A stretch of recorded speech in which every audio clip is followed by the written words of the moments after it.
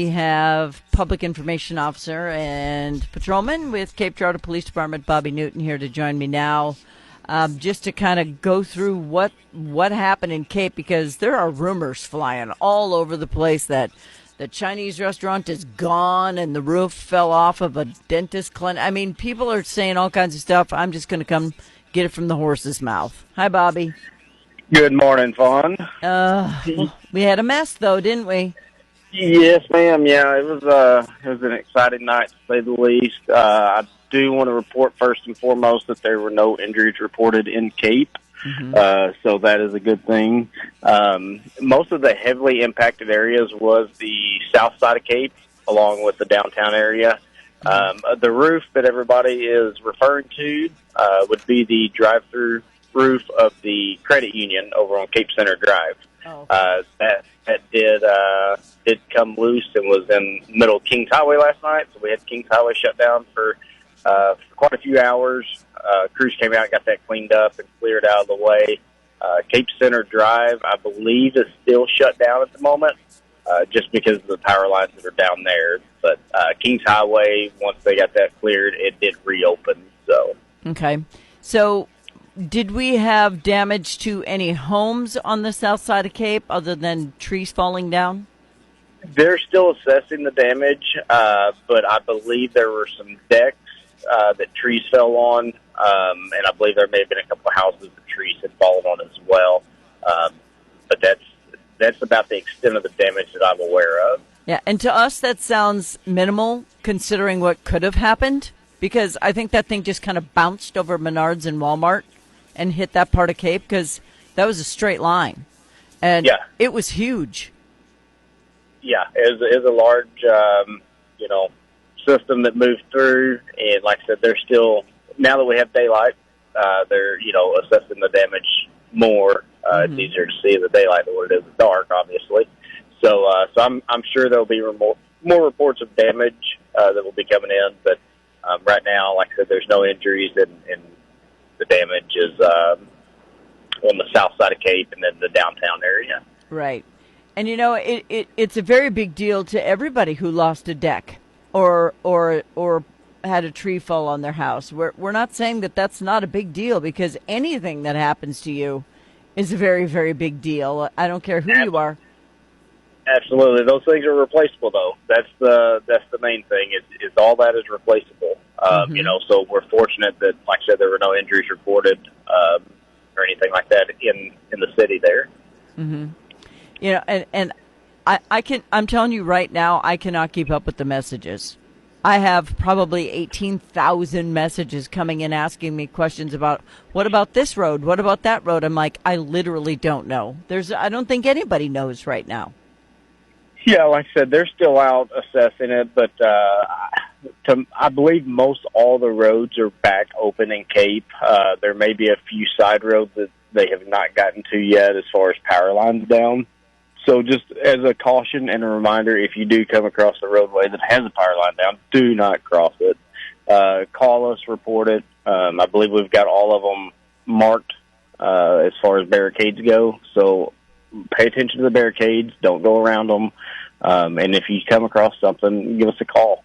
Yeah. And the alley between us and the TV station is closed because just the wind took out an antenna that we had. So when that thing started heading for straight downtown, I'm sure your heart sank.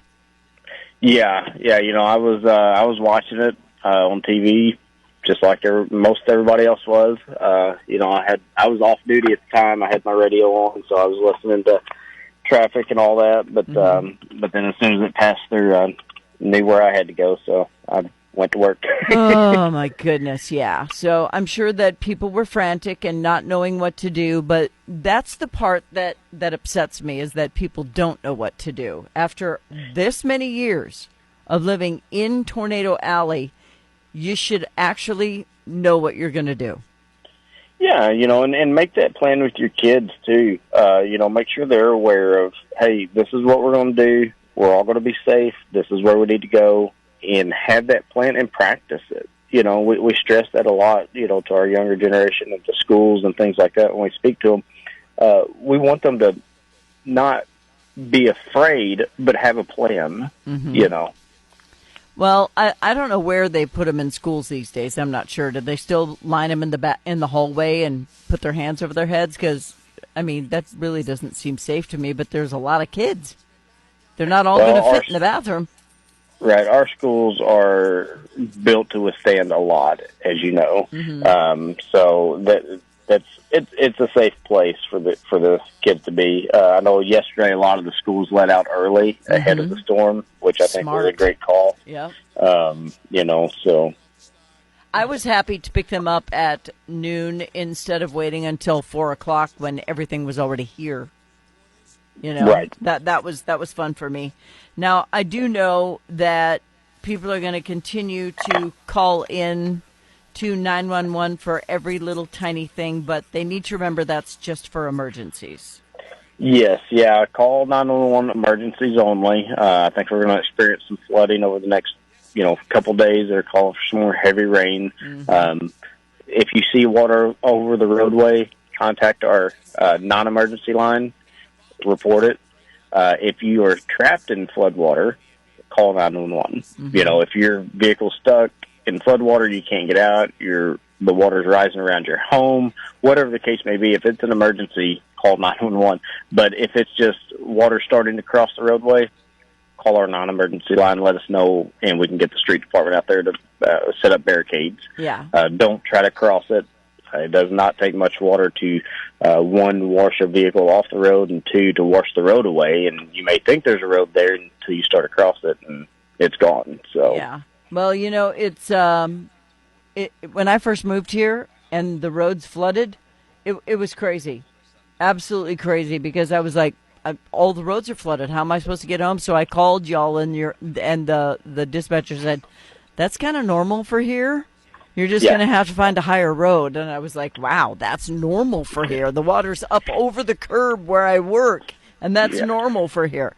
But if you're new to the area, we don't always get hit by tornadoes. This isn't something that's going to happen every week. It seems like this year it is, but it is pretty rare. Right. Yeah. And, you got to also think, too, tornadoes in the grand scheme of things is pretty small, so the odds are in our favor. Right. Definitely so. All right. So your advice to people who are out and about today, just avoid the places where you see people trying to clean up. Yes.